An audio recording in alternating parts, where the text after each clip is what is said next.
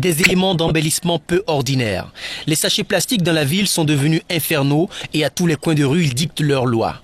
Les risques sanitaires issus de l'usage anarchique et de l'absence du traitement des déchets et matières plastiques ne sont plus à démontrer. Les gens se développent l'habitude de partir prendre peu de produits dans plusieurs sachets et conséquence on se trouve ce soir avec un nombre important d'emballages. On ne se développe pas l'idée de dire que ces emballages, il faut les conserver. Il se peut qu'on les réutilise soit demain, soit après-demain, ou bien dans une semaine. Non, mais plutôt on se donne l'habitude de jeter cela immédiatement après usage. Et le centre de réception de ces sachets, c'est soit effectivement les rues, les dépotoirs, les champs, les caniveaux. Du point de vue agricole, ça nuit, ça réduit la perméabilité de l'eau dans les champs. Et conséquence, c'est que le rendement agricole a baissé. Du point de vue urbain, tout ce qu'on se rend compte, les caniveaux qui sont le plus souvent bloqués, donc le drainage c'est difficile.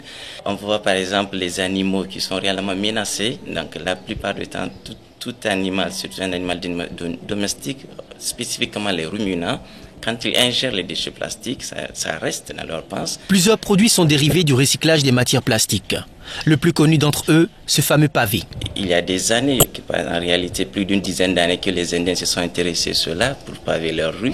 Ils ont eu à faire une première expérience, donc c'était plutôt pour voir si réellement ça marchait. Un tronçon de 5 mètres vers la Maison de l'Afrique, vers PNUD.